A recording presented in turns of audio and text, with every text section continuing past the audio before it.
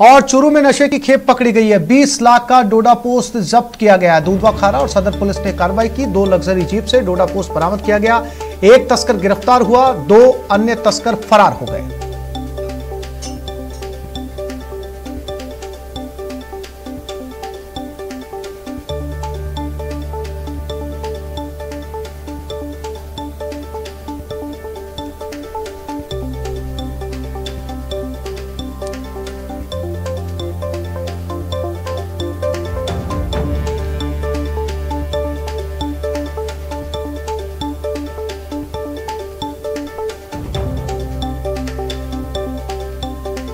चूरू की एक घटना है जहां पर एक तस्कर को फिलहाल पकड़ लिया गया है, हालांकि 2 भागने में कामयाब रहे।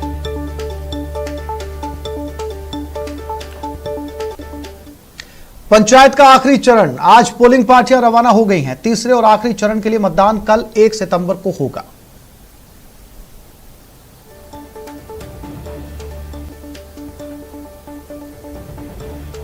पांच तस्वीरें जहां पर पोलिंग पार्टियां रवाना हो रही हैं। जोधपुर, भरतपुर, जयपुर, दौसा, सवाई माधोपुर।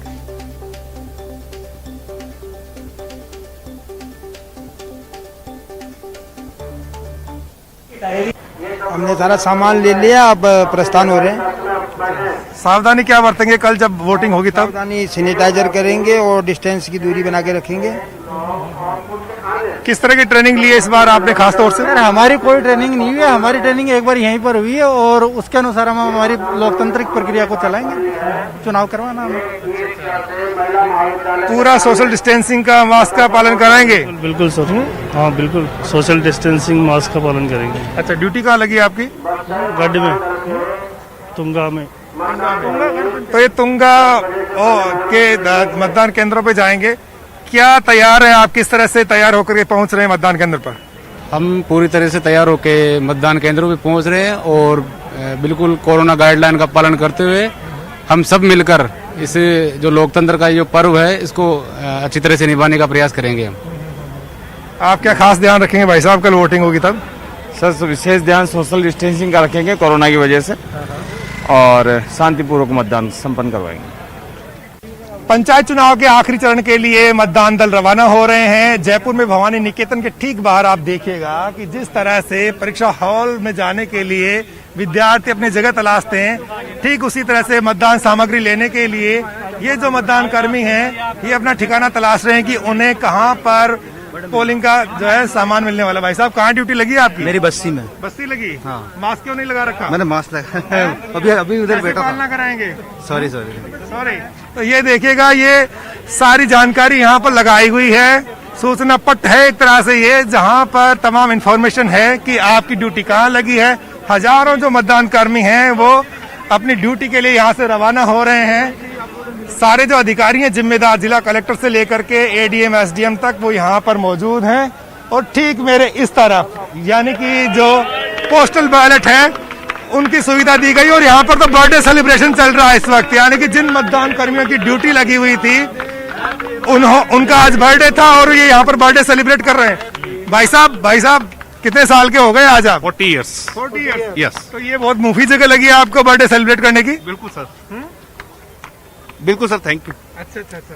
अच्छा, ये बताइएगा कि कैसा लगा आपको जब आपकी ड्यूटी यहाँ पर लगी हुई है, डाक मतपत्र आप लोग जो है ना डलवा रहे हैं यहाँ पर, और जब बर्थडे आ गया आज के दिन, तो फिर कैसा महसूस किया आप लोगों ने? तमाम साथियों का प्रेम है जिन्होंने हमें इतना लायक समझा और सभी साथियों ने सुबह से ही प्लानिंग कर रखी थी।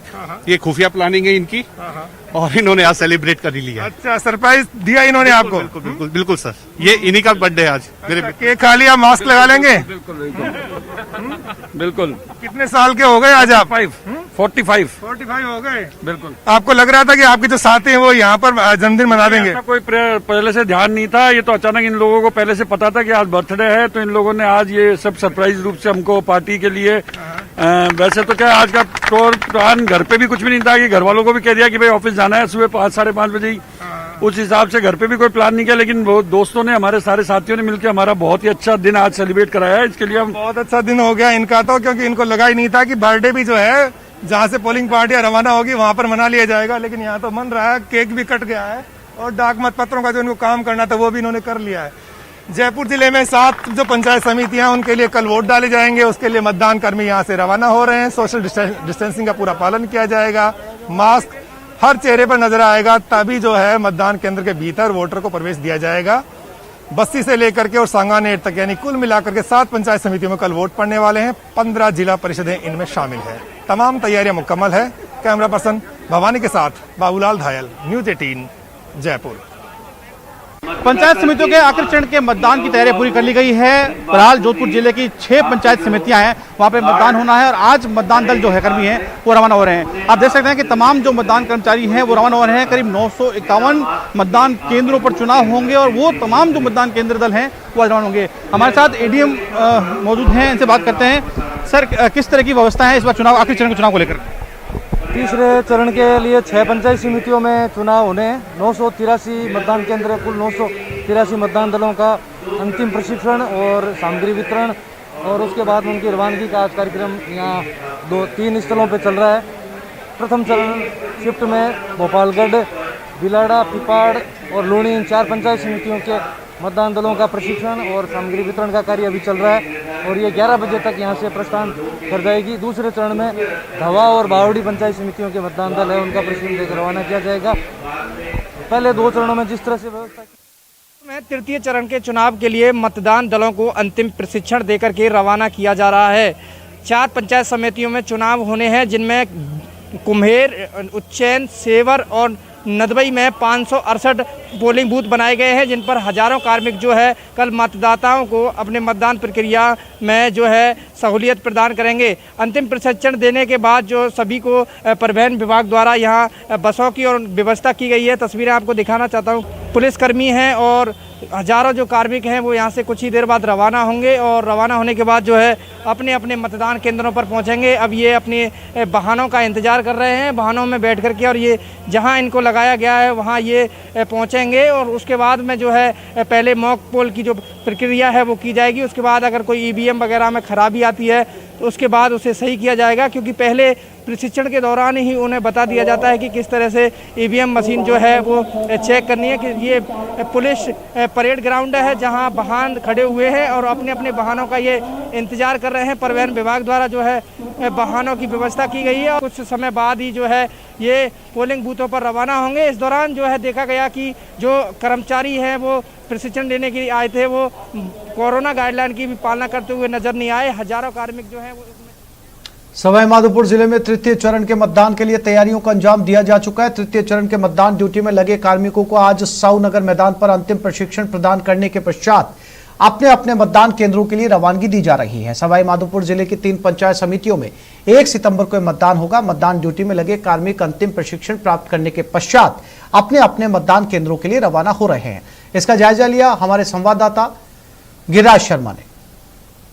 पंचायत राज चुनाव के मद्देनजर सवाईमाधोपुर जिले में अब तीसरे चरण का मतदान होगा।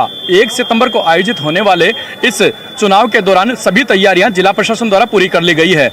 तीसरे चरण के मतदान के दौरान आज मतदान ड्यूटी में लगे कार्मिकों को अंतिम प्रशिक्षण भी दिया जा चुका है। आप इस वक्त देख सकते हैं सवाईमाधोपुर के जिला मुख्यालय स्थित साहू नगर प्रांगण पर तृतीय चरण की ड्यूटी में लगे कार्मिकों को अंतिम प्रशिक्षण प्रदान किया जा चुका है। इसके पश्चात में जो मतदान ड्यूटी में लगे कार्मिक हैं उनको मतदान सामग्री यहां पर वितरित की जा चुकी है और अपने अपने गंतव्य स्थानों पर अपने अपने मतदान केंद्रों पर सभी मतदान दलों को रवाना किया जा रहा है। हम आपको बता दें कि तीसरे चरण में सवाईमाधोपुर पंचायत समिति, चौथ का बरबड़ा पंचायत समिति और खंडार पंचायत समिति में यह मतदान होगा। मैं आपको यह भी बता दूं कि सवाईमाधोपुर, खंडार तथा चौथ का बरबड़ा पंचायत समिति में 3.25 लाख मतदाता अपने मताधिकार का प्रयोग करेंगे। 2 चरण का मतदान सवाईमाधोपुर जिले में हो चुका है। इसके अलावा तीसरे चरण का मतदान 1 सितंबर को होगा। जिला प्रशासन द्वारा, पुलिस प्रशासन द्वारा समुचित व्यवस्थाओं को अंजाम दिया जा चुका है। मतदान केंद्रों पर कड़ी सुरक्षा के बीच यह मतदान होगा और उम्मीद की जा सकती है कि सवाईमाधोपुर जिले में जिस तरीके से 2 चरणों का मतदान बेहद शांतिपूर्ण तरीके से रहा, उसी तरह से तीसरे चरण का यह मतदान भी बेहद शांतिपूर्ण, निर्भीक और पारदर्शितापूर्ण होगा। गिरिराज शर्मा, न्यूज 18, सवाईमाधोपुर। दौसा सहित प्रदेश के 6 जिलों में 2 चरण पूरे हो चुके हैं और तीसरे चरण के लिए कल मतदान होगा। इसके लिए आज मतदान दल रवाना हुए। अंतिम चरण में दौसा जिले की 4 पंचायत समिति क्षेत्रों में मतदान होगा। इसके लिए आज दौसा के पंडित नवल किशोर शर्मा पीजी कॉलेज से अंतिम प्रशिक्षण देने के बाद मतदान दलों को रवाना किया गया। इस दौरान कुल 493 मतदान केंद्रों के लिए पोलिंग पार्टियां रवाना हुई।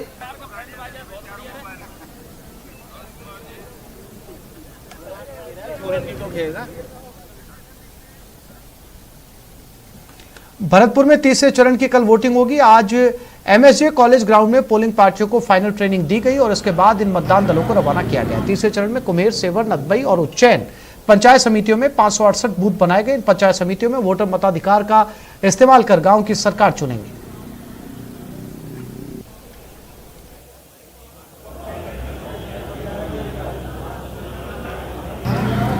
भरतपुर में तृतीय चरण के चुनाव के लिए मतदान दलों को अंतिम प्रशिक्षण देकर के रवाना किया जा रहा है।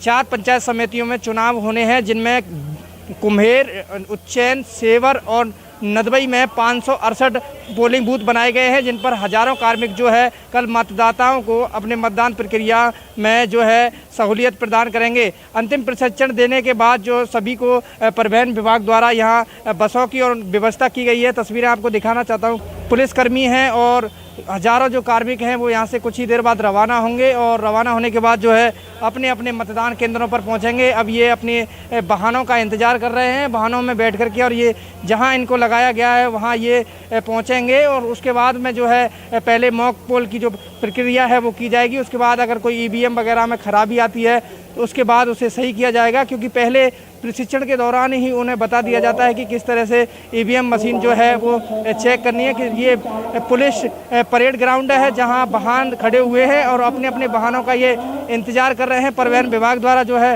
वाहनों की व्यवस्था की गई है और कुछ समय बाद ही जो है ये पोलिंग बूथों पर रवाना होंगे। इस दौरान जो है देखा गया कि जो कर्मचारी हैं वो प्रशिक्षण लेने के लिए आए थे वो कोरोना गाइडलाइन की भी पालना करते हुए नजर नहीं आए। हजारों कार्मिक जो हैं वो उसमें ज़्यादातर जो कार्मिक हैं वो बिना मास्क के ही नजर आए। प्रशासन भी पूरी तरह से जो है गाइडलाइन की पालना कराने के लिए प्रयास कर रहा है, लेकिन इस दौरान चुनावी रण के दौरान जो है गाइडलाइन की पालना होना मुश्किल हो जाता है, क्योंकि हजारों लोग जो हैं वो एक साथ बैठते हैं, उन्हें प्रशिक्षण दिया जाता है, तो इस दौरान वो सोशल डिस्टेंसिंग की पालना करना भूल जाते हैं। दीपक पुरी, न्यूज़ 18, भरतपुर।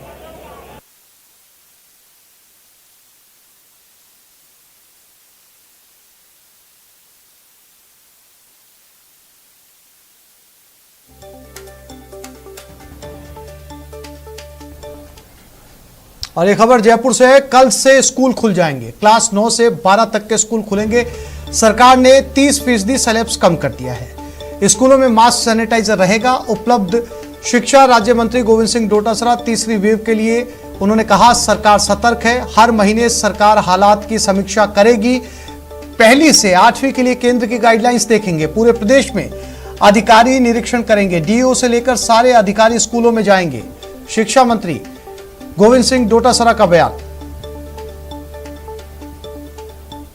कल से 9 से 12 तक की हमारी स्कूलें खुल रही हैं। उसके लिए एसओपी जारी कर दी गई है। शिक्षा विभाग ने अपनी अलग से गाइडलाइन जारी की है कि कोरोना का विशेष ध्यान रखा जाए, उसके जो कोरोना बिहेवियर है उसकी पालना की जाए।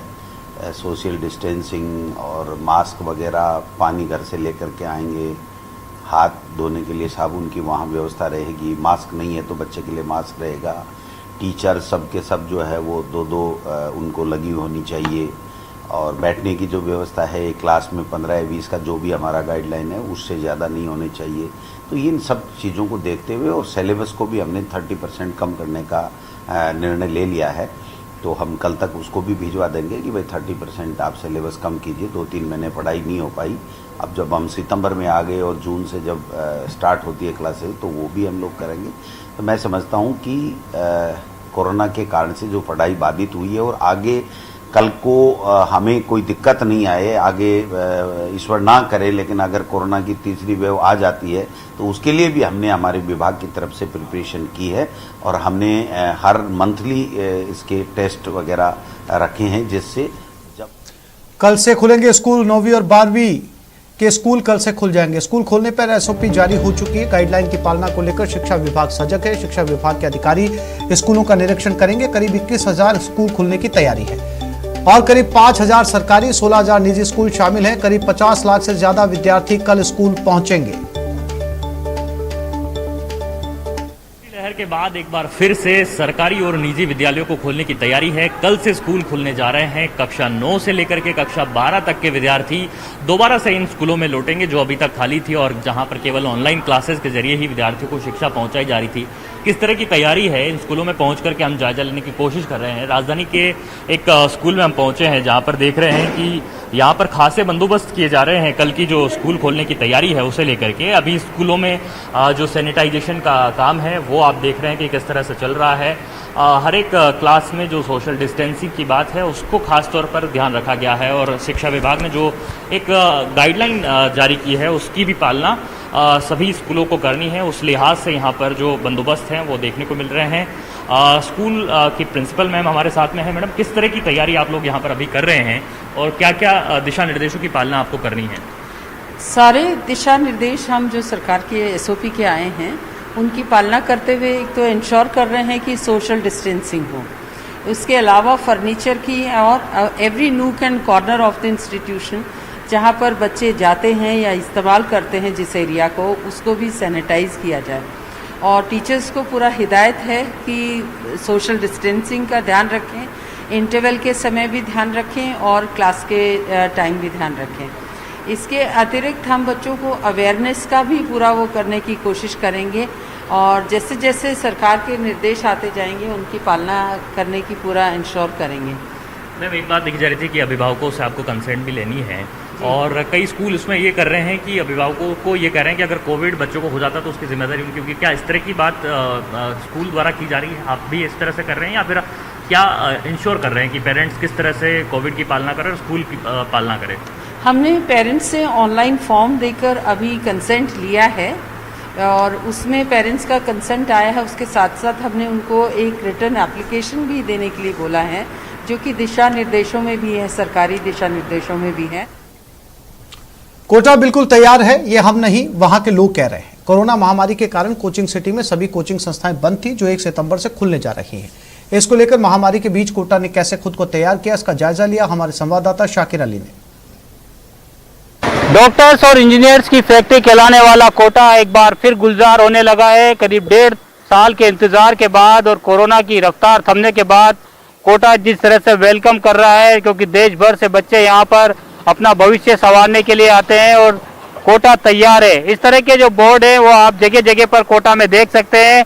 कोचिंग सिटी कोटा, क्योंकि देश भर से यहाँ पर बच्चे आईआईटी और मेडिकल की प्रतियोगी परीक्षाओं की तैयारी के लिए आते हैं, तो उनके आने का सिलसिला शुरू हो गया। 1 सितंबर से जो ऑफलाइन क्लासेस शुरू होने जा रही है उसको लेकर के तैयारियां कोटा शहर की सड़कों पर, कोटा शहर के उस कोचिंग हब वाले इलाके में आप देख सकते हैं कि कैसे बाजार से लेकर के तमाम कोचिंग इंस्टीट्यूट और हॉस्टल संचालकों ने बच्चों के इस्तकबाल के लिए, उनके वेलकम के लिए इंतजाम कर रखा है। पूरी गाइडलाइन की पालना जो है वो मुस्तैदी से हो, इसको लेकर भी तमाम तैयारियां की जा चुकी है।